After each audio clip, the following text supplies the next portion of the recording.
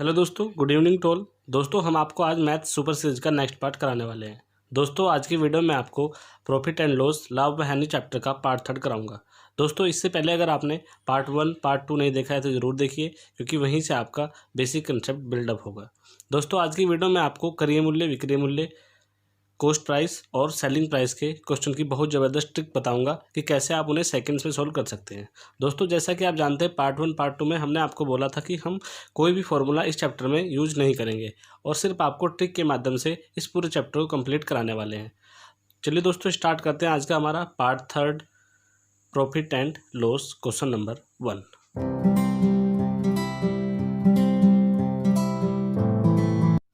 Question number 1, एक व्यक्ति एक वस्तु को 10% की हानि पर बेचता है। यदि वह इसे 84 रुपये अधिक में बेचा होता तो 4% का लाभ होता। वस्तु को कितने रुपये में बेचा गया, ये हमको बताना है कि वस्तु को कितने में बेचा गया। दैट मीन्स सेलिंग प्राइस इसका फाइंड आउट करना है। दोस्तों, एसएससी में ऑलरेडी ये क्वेश्चन पूछा जा सकता है। दोस्तों, इस टाइप के सारे क्वेश्चन को करने के लिए आपको हमारी अप्रोच को नोट करना होगा कि आप किस टाइप से इस टाइप के क्वेश्चन को सॉल्व करते हैं। चलिए दोस्तों, स्टार्ट करते हैं। एक व्यक्ति ने एक वस्तु को 10% की हानि पर बेचा। दोस्तों, मैंने आपको बताया था कि किसी क्वेश्चन में अगर आपको लाभ व हानि होता है तो आपको सीपी पता होना चाहिए। तो हम यहाँ पर सीपी कॉस्ट प्राइस को एज्यूम कर लेंगे, क्रय मूल्य को हमने एज्यूम कर लेके हमारा जो सीपी है कॉस्ट प्राइस है वो 100 है। ठीक है दोस्तों, 10% की हानि पर बेचता है, 10% का लॉस हो गया। अगर 10% का लॉस होता है दोस्तों तो उसका 90 रुपये में बिक गई, उसका सेलिंग प्राइस आ गया 90 रुपये। यदि वह इसे 84 रुपये अधिक में बेचा होता तो 4% का लाभ होता। तो लाभ दोस्तों किस पे होगा, सीपी पे, और सीपी हमारा 100 है। 4% का लाभ ये हो गया 104। लेकिन दोस्तों 4% का लाभ हुआ है, लेकिन क्वेश्चन के अकॉर्डिंग 84 रुपीज़ अधिक। तो ये भी हमारा सेलिंग प्राइस है और ये भी हमारा सेलिंग प्राइस है। इन दोनों का जो डिफरेंस होगा वही हमारा लाभ को इंडिकेट करेगा। तो यहाँ से हमारा लाभ आ गया 14 यूनिट, लेकिन क्वेश्चन में हो रहा है 84, तो इसको इसके इक्वल रख देंगे। 14 यूनिट की वैल्यू आ गई 84, 14 6 84, दैट मीन्स 6 गुना। अब हमको बताना है कि वो कितने में बेचा गया। तो दोस्तों, वो बेचा गया है 90 रुपये में, जो कि आप देख सकते हैं। यही हमको फाइंड आउट करना था कि सेलिंग प्राइस, तो 90 यूनिट की वैल्यू कितनी होगी, 90 गुना 6, 9 6 54, 540 रुपये। ये होगा इसका सेलिंग प्राइस। इस टाइप के सारे क्वेश्चन को आप इस अप्रोच से कर सकते हैं। ध्यान करना है दोस्तों, हमसे उसका सेलिंग प्राइस पूछा गया था। चलिए दोस्तों, स्टार्ट करते हैं। क्वेश्चन नंबर 2 सेम टाइप का क्वेश्चन है, आपको अप्रोच को ध्यान में रखते हुए करना है। क्वेश्चन नंबर 2, एक दुकानदार एक घड़ी को 20% की हानि पर बेचता है। यदि उसे रुपये 900 अधिक में बेचा होता तो 25% का लाभ होता। घड़ी का विक्रय मूल्य व क्रय मूल्य, इसमें दोस्तों क्रय मूल्य पूछा गया और विक्रय मूल्य पूछा गया। दैट मीन्स सेलिंग प्राइस से पूछा गया और हमारा सीपी भी पूछा गया, कॉस्ट प्राइस से पूछा गया। और ये रेलवे में एग्जाम में आ चुका है, ये प्रीवियस ईयर का क्वेश्चन है। दोस्तों, उसको 20% का लॉस हुआ है, हानि हुई है, तो हमको सीपी पता होना चाहिए। तो सीपी को हम एज्यूम कर लेंगे, कॉस्ट प्राइस इसका 100 है, सीपी हो गया 100।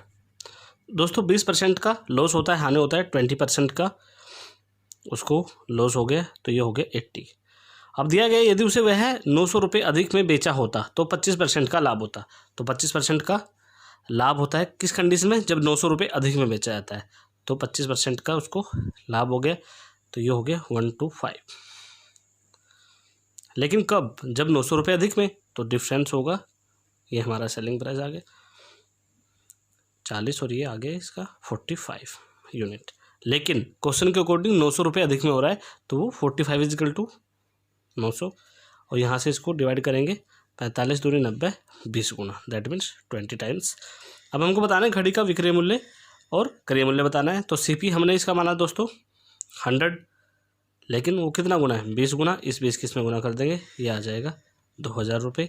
और जो हमारा सेलिंग प्राइस वो होगा हमारा 8 गुना 20, और ये आ जाएगा हमारा 1600 रुपये। यहाँ से आप इजीली बता सकते हैं ये होगा इसका कॉस्ट प्राइस, ये होगा इसका सेलिंग प्राइस। इस अप्रोच से आप इस टाइप के सारे क्वेश्चन बड़ी इजीली और बहुत जल्दी कर सकते हैं।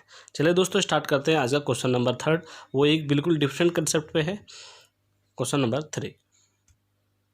क्वेश्चन नंबर 3, मोहन ने एक कुर्सी खरीदी और उसे 10% लाभ पर बेच दिया। यदि वह इसे 20% कम में खरीदा होता और ₹20 अधिक में बेचता होता तो उसे 40% का लाभ होता। कुर्सी का क्रय मूल्य बताओ। दोस्तों एकदम डिफरेंट टाइप का क्वेश्चन है, लेकिन सीपी और एसपी के पे ही बेस्ड है, क्योंकि इस टाइप से बहुत सारे क्वेश्चन बनते हैं। किसी का क्रय मूल्य देगा, विक्रय मूल्य देगा, या दोनों में रिलेशन देगा। मोहन ने एक कुर्सी खरीदा और 10% लाभ पर बेच दिया। दोस्तों सीपी हमने एज्यूम कर लिया, क्योंकि उसको 10% का लाभ हुआ है 100। 10% का लाभ होता है, उसे 10% लाभ पर बेचता है, तो 10% प्रॉफिट हो गया 110 रुपीज़। यदि वह इसे 20% कम में खरीदा होता, दैट मीन्स ये जो सीपी है इससे भी वह 20% कम में खरीदता, तो नया जो हमारा सीपी आएगा 20% कम, तो ये आ गया 80। तो उसको 20 रुपये अधिक का लाभ होता अगर वह उसे 40% लाभ का होता, 20% अधिक में बेचता होता। 40% का लाभ, तो इस पर उसको 40% का लाभ होता है।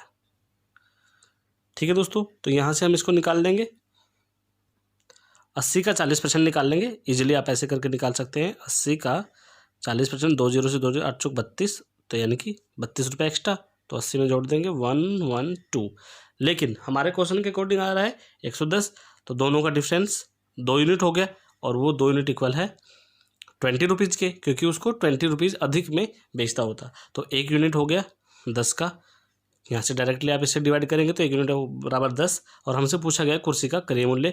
सीपी हमने इसका एज्यूम किया था 100, और उसका 10 टाइम्स होगा इसका टोटल, क्योंकि ये तो हमने एज्यूम किया था, लेकिन आया कितना है 10 गुना, तो ये आ जाएगा इसका 1000 रुपये क्रय मूल्य या कॉस्ट प्राइस इस कुर्सी का। इस टाइप से आप इस टाइप के क्वेश्चन को इजीली कर सकते हैं। चलिए दोस्तों, आज का हमारा लास्ट क्वेश्चन स्टार्ट करते हैं। Question number 4। Question number 4, Sachin ने एक साइकिल खरीदी और उसे 20% लाभ पर बेच दिया। यदि यह उसने 20% कम में खरीदा होता और आरएस खरीदी होती और रुपये 800 अधिक में बेचता होता तो उसे 40% का लाभ होता। साइकिल का क्रय मूल्य बताओ। दोस्तों सेम टाइप का सवाल है, इसको आपको जल्दी से जल्दी करना है इसी कंसेप्ट से, और आपको नोट भी करना है ताकि आप कंसेप्ट को हमेशा के लिए याद रख सके। चलिए दोस्तों स्टार्ट करते हैं। कैसे? सीपी हमको एज्यूम करना पड़ेगा, क्योंकि उसको 20% के लाभ पर बेच रहा है, तो सीपी हमने एज्यूम कर लिया 100। ये दोस्तों आपको ध्यान रखना है, 100 हमने एज्यूम इसलिए करते हैं ताकि हमको कैलकुलेशन करने में आसानी रहे, क्योंकि 100 से आप कोई भी परसेंटेज निकालेंगे आप इजीली फाइंड आउट कर सकते हैं। अदरवाइज 100 के अलावा आप कुछ भी मान सकते हैं, एक्स भी मान सकते हैं आप इसमें से दोस्तों, और 1000 ले सकते हैं, कुछ भी नंबर, एनी नंबर जो आप सोचते हैं वो इसमें ले सकते हैं। लेकिन 100 सिर्फ इसलिए लिया जाता है ताकि आप परसेंटेज कैलकुलेट करने में आपको आसानी रहे। तो 20% लाभ पर बेच दिया, तो 20% का उसको प्रॉफिट होता है, तो हो गया 120 रुपये। लेकिन अगर वह इसे 20% कम में खरीदता, 20% कम में खरीदता दोस्तों, तो कितने में खरीदता? 80 में, क्योंकि 20% कम में खरीदा है, नए सी पे आ गया, और उसे 800 रुपये अधिक में बेचा, 40% का प्रॉफिट होता। तो दोस्तों इस पर उसे 40% का प्रॉफिट होता है। 40% का अगर 80 में प्रॉफिट होगा तो 832, और ये इसमें ऐड कर देंगे, हो जाएगा 112, 112 में वो फिर बेचता होता। ये आ गया हमारा सेलिंग प्राइस। इन दोनों का डिफरेंस हमारा रिप्रेजेंट करेगा इस 800 रुपये अधिक में जो बेचा गया है। तो ये आ गया हमारा 8 यूनिट बराबर हमको दिया है 800 रुपये। 1 यूनिट की वैल्यू आप इजीली निकाल सकते हैं, 800/8, 8 और ये आ गया 1 unit is equal to 100। That means आप डायरेक्टली बोल सकते हैं कि ये इसका 100 गुना होगा। और यहाँ से पूछा गया साइकिल का क्रय मूल्य। क्रय मूल्य दोस्तों हमने एज्यूम किया था इसका 100 रुपीज़, और उसका आया है वो 100 टाइम्स, तो इसकी डायरेक्शन से मल्टीप्लाई कर देंगे, आपका आ जाएगा 10,000 रुपये। तो इस साइकिल का जो क्रय मूल्य होगा, कॉस्ट प्राइस जो होगा, वो होगा 10,000 रुपये। ठीक है दोस्तों आपको हमारी वीडियो कैसी लगी ज़रूर बताइए। वीडियो को लाइक कीजिए, चैनल को सब्सक्राइब कीजिए, और अगर आपको कोई भी डाउट आता है तो आप कमेंट करके ज़रूर पूछिए। Thank you very much.